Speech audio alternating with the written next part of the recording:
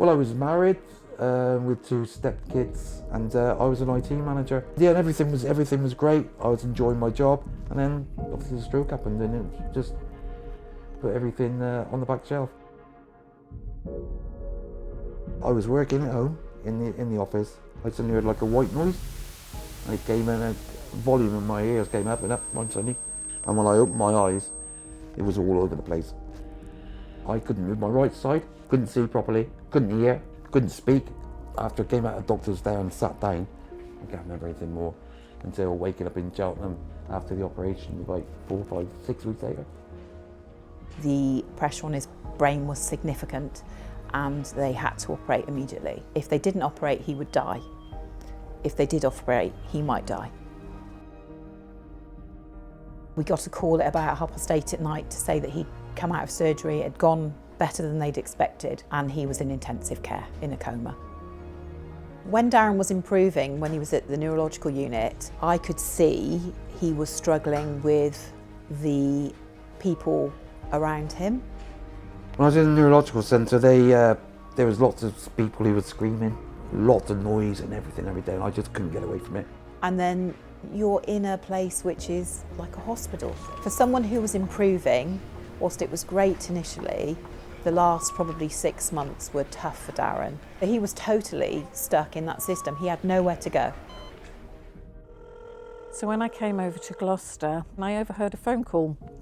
And that phone call was a commissioner looking for a placement for a gentleman. They were really having a difficult time trying to actually find a home for him.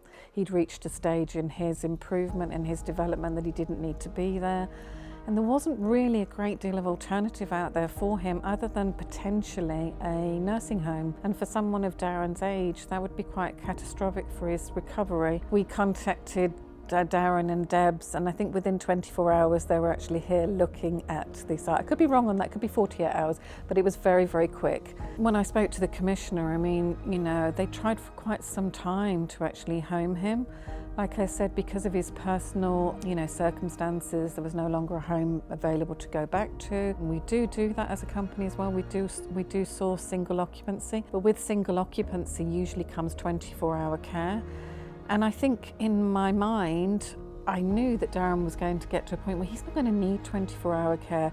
This is also a gentleman who values his own independence and doesn't want someone with him 24 hours. So within an extra care facility where you've got that support should anything happen, because there's someone on site at night, but you don't necessarily want someone with you morning and day, because to me there is an element of a percentage of people that will need that. He developed a really good relationship with Lorna from offset, and so did Debs. It's nice to know that he feels safe and he can live independently. We developed a lot of things that weren't in place for Darren. The thing with tracheostomy is a lot of people are a little bit reluctant to manage it in a community because of the things that can go wrong with it. I'm a little bit obsessive about things being in place and keeping to regulations and things. So we felt it was safe for us as nurses to manage that risk. Darren's life now is a lot better than it's been for 2.5 years. The care team, they keep an eye on him, but it's on his terms now. I mean, his study's full of iPads that he's repairing and rebuilding. Like, I've gone back onto my IT to do, microsoldering and all that kind of stuff. I can do it when I want now. I was doing it at 4 o'clock in the morning the other day. Just got up, I can do better. It's great. When I came in here, oh my God, it's fantastic, yeah. Got my key, opened my door, fantastic. No, so I thank Lorna because, she put me into this place, which is, as you can tell, is incredible. Made it my own. It feels like my own. It's cozy. I can have my own friends round, and now they see this as my place. So I can, I'll always be grateful for that, and just taking a chance on me.